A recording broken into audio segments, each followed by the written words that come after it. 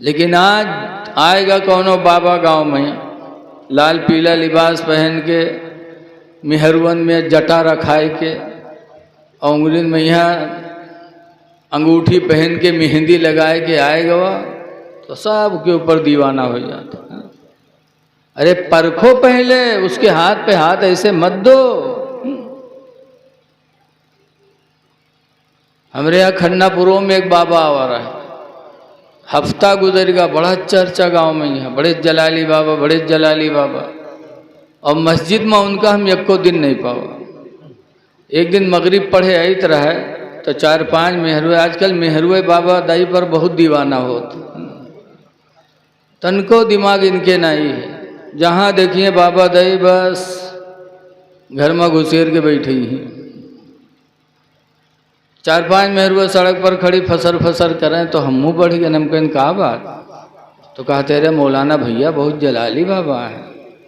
तो हम कहें कुछ देखियो, तो कहने रे मौलाना भैया वो एक बीड़ी नहीं पिए थे, पूरे बंडल मांग लगाए के पिए थे मौलाना भैया, बहुत जलाली बाबा है। तो हम कहने जलाली बाबा हो कि जलाली दरूहा हो, दुनिया के नशा एक बीड़ी में पुरिया जाते है, ओके पूरे पूरे बंडल में पुरियात है। बताओ, अजीब हाल है।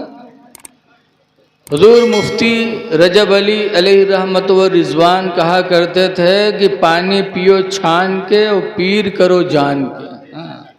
पीर को परखो, और पीर को भी चाहिए कि मुरीद को भी परखे। हुजूर गरीब नवाज अली रहमत व रिजवान जब आलिम हो गए, हाफिज हो गए, तो मुरीद होने के लिए हजरत सैयद उस्मान हारूनी के पास गए थे और मुरीद होने की दरख्वास्त की, तो हजरत ने टाल दिया। पीछे लगे रहे गरीब नवाज, जबकि सैयद थे, हाफिज थे, आलिम थे, वली थे, लेकिन उस्मान हारूनी ने टाल दिया। बेचारे पीछे पीछे लगे रहे। एक दिन नहीं, तारीख में लिखा है 25 साल तक पीछे पीछे लगे रहे। 25 साल तक उस्मान हारूनी के पीछे लगे रहे, मुरीद कर लो, मुरीद कर लो। 25 साल के बाद उस्मान हारूनी ने एक दिन कहा कि मोइनुद्दीन ज़रा नीचे निगाह करो। नीचे निगाह किया, कहा क्या देखा? कहा हुजूर ज़मीन का 7 तबक देख रहा हूँ। ऊपर निगाह डालो, ऊपर डाला, क्या देखा? हुजूर 7 आसमान देखा, अर्श देखा, सब कुछ देखा। तब उस्मान हारूनी ने कहा अब आओ तुम मुरीद होने के लायक हो गए।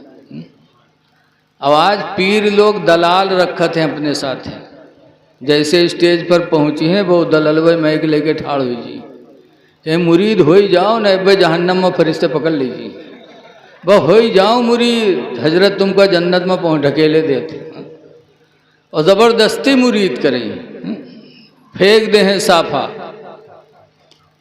उस्मान हारूनी ने मुरीद नहीं किया था गरीब नवाज जैसे वली इंसान, 25 साल तक परखा था।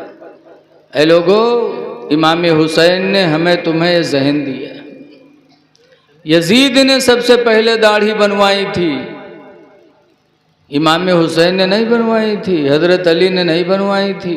या हुसैन या अली, अभी हजरत अली अली कह रहे थे, हुसैन हुसैन, तो हमका लागत है अगर मना न करते तो सुबह तक आप लोग कहा करते।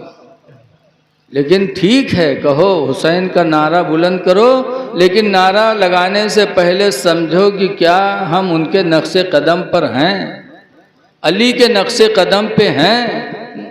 हुसैन से मोहब्बत हमसे आपसे ज़्यादा सहाबा ने किया है।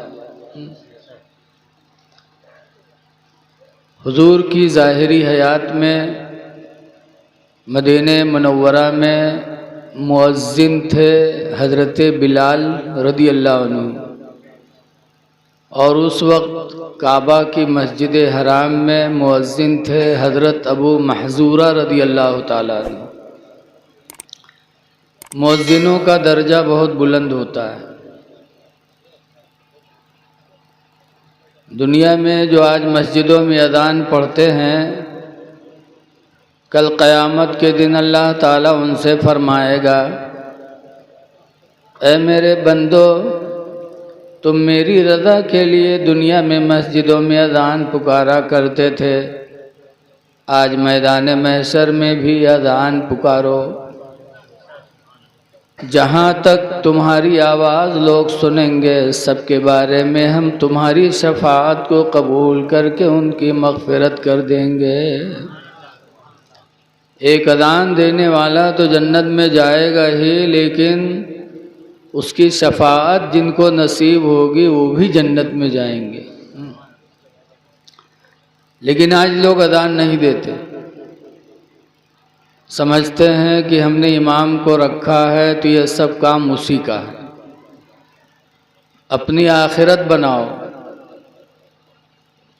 देखा जाता है जवानी में तो मस्जिद के दायरे जाइए ना, कहूँ कटहल चुरई हैं, कहूँ मुर्गी चुरई हैं, और जब बुढ़ाए जी हैं कोई काम के लायक न रही हैं, तब वो नमाज़ पढ़ाई शुरू करी हैं। ऐसे नमाजी इमाम के लिए मुसीबत होते, मुसीबत।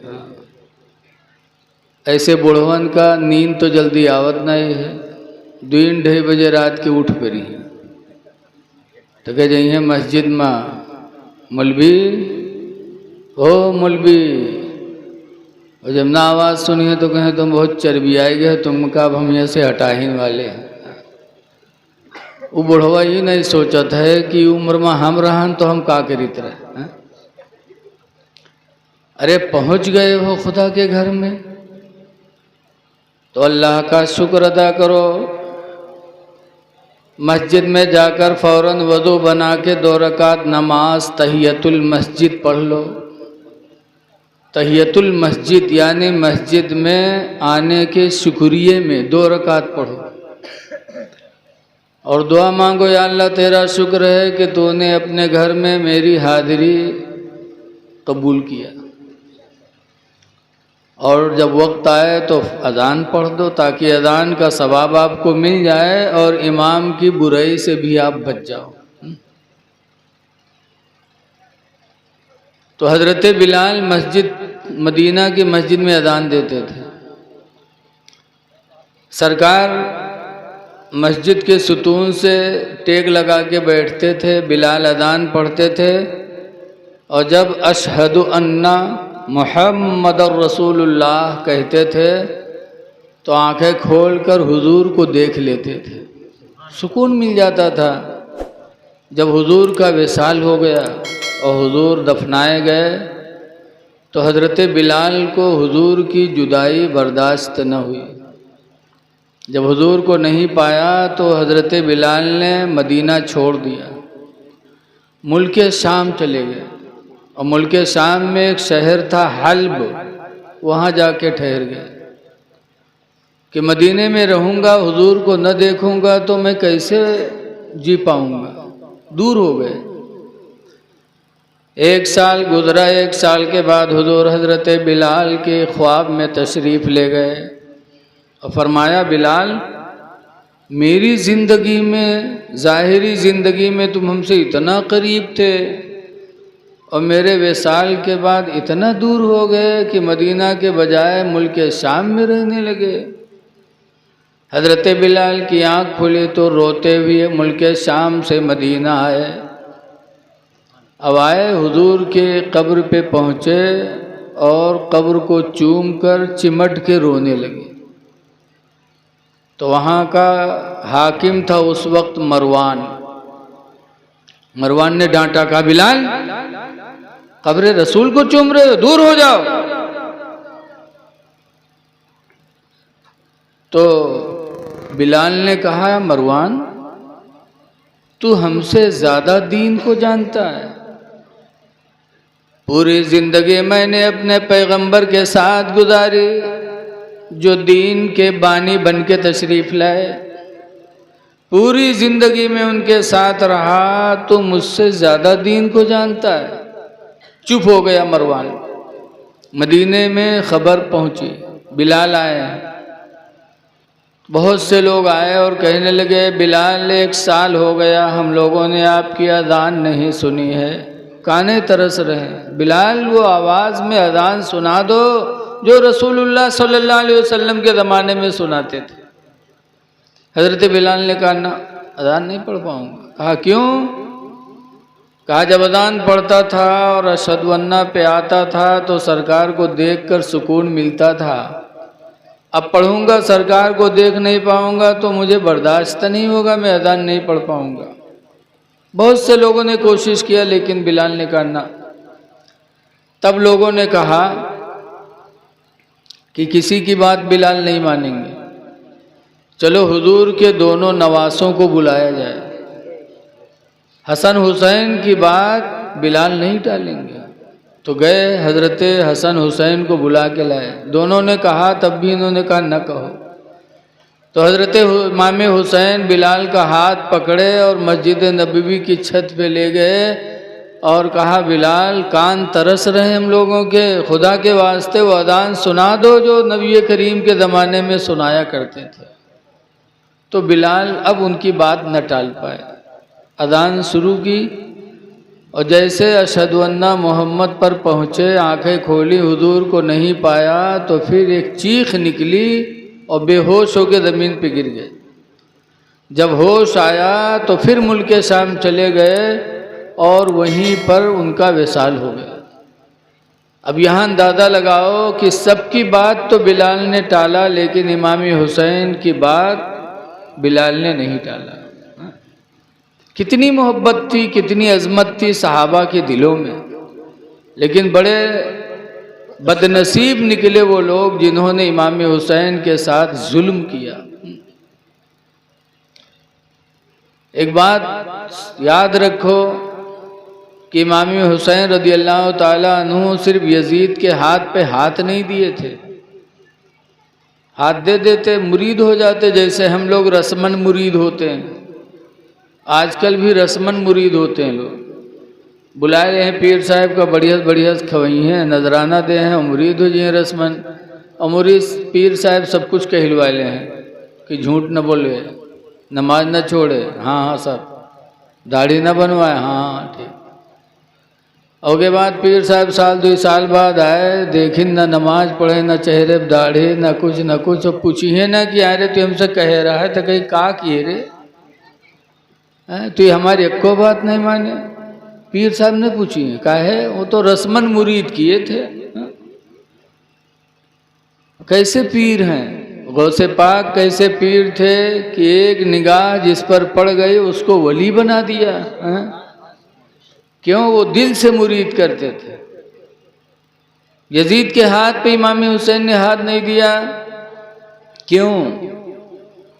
जिस वक्त तख्त पर बैठा था हज़रत अमीर माविया रदी अल्लाह ताला अन्हु के विसाल के बाद तख्त पर बैठा था। ऐ लोगों, एक बात और याद रखो, हज़रत मेरे माविया को कभी बुरा न कहना, वरना दुनिया आखिरत सब बर्बाद हो जाएगी।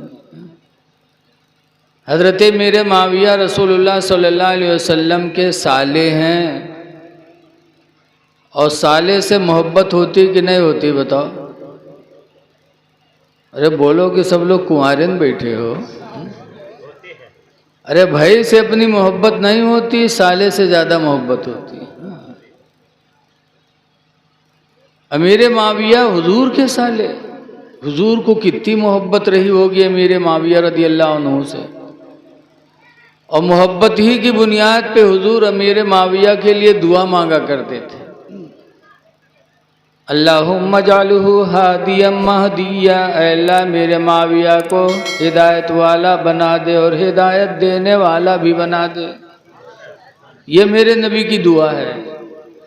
तो जिसके बारे में मेरे नबी ने दुआ की हो, क्या हुजूर की दुआ कभी रद्द हो सकती है? नहीं हो सकती। आले हजरत इमाम अहले सुन्नत रदी अल्लाह अन्हु फरमाते हैं, इजाबत का सेहरा इनायत का जोड़ा, दुल्हन बन के निकले दुआए मोहम्मद सल्लल्लाहु अलैहि वसल्लम। जैसे दुल्हन आती है घर में जब पहली मर्तबा, तो उसका क्या जलवा होता है, बोलो होता है कि नहीं होता है? दरवाज़ा छिग्गे के लिए खड़े रहा थे सब कि आज सदका मांग लो। सब मांगते हैं कि हमको ये चाहिए, तब दरवाजे में जा घुसने देंगे, हमको ये चाहिए। ऐसे ही नबी के मुंह से जो दुआ निकलती, उस दुआ की शान बारगाह मौला में ऐसी ही होती। तो जब हुजूर ने दुआ मांगा तो अमीर माविया को बुरा न कहना, क्योंकि उनकी सगी बहन उम्मे हबीबा रदियल्लाहु अन्हा हुजूर के निकाह में है। उम्मे हबीबा का इश्क़ रसूल, कितनी मोहब्बत थी हज़रत उम्मे हबीबा के दिल में नबी की, कि एक मर्तबा उम्मे हबीबा के अब्बा अबू सुफियान ईमान नहीं लाए थे और लड़की नबी के निकाह में, तो गए थे अबू सुफियान उम्मे हबीबा की खैरियत मालूम करने, और हुजूर का बिस्तर बिछा हुआ था। जब अबू सुफियान पहुँचे तो उम्मे हबीबा ने झट से हुजूर का बिस्तर उठा लिया लिपेट के, और कहा अब्बा से कि बैठिए। तो अबू सुफियान भड़क गए। एक तो सरदारे मक्का थे, और दूसरी बात ये कि बाप थे। आज बाप बेटी के घर जाता है तो बेटी बिस्तर बिछाती है, और उन्होंने बिछा हुआ बिस्तर उठा लिया। कहा बेटी तूने बिस्तर उठा लिया, फिर मुझसे कहती बैठ। तब उम्मे हबीबा का इश्क़ रसूल देखो। कहा था अब्बा आप इस बिस्तर पे बैठने के लायक नहीं हैं। कहा क्यों? कहा आप मुशरिक हैं, और जिस कुरान पर हमारा ईमान है वो कुरान ने मुशरिकों को नजिस बताया है। आप इस पे कैसे बैठ सकते? बिस्तरे नबी है।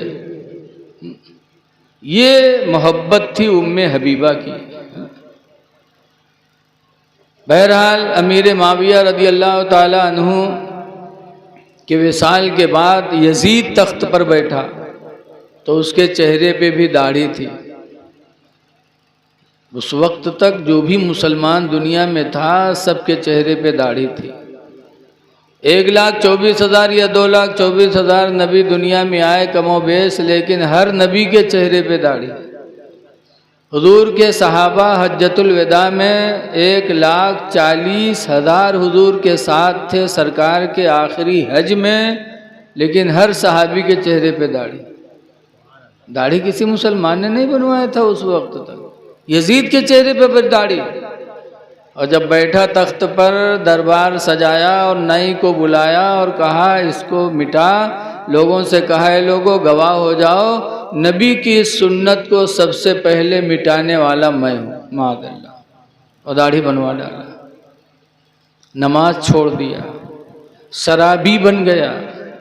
माँ बहन बेटी से निकाह को उसने जायज़ कर दिया, ऐलान कर दिया कि अब जो चाहे अपनी लड़की से निकाह करे, जो चाहे बहन से करे, जो चाहे माँ से करे। इस्लाम को बिल्कुल दरहम बरहम कर दिया। तो क्या ऐसे के हाथ पे इमाम हुसैन हाथ दे सकते थे?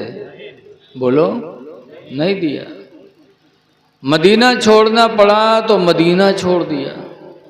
दुबहा बाजार में रहने वालों, अगर आज आपसे कोई कहे कि दुबहा छोड़ दो तो क्या आप छोड़ेंगे?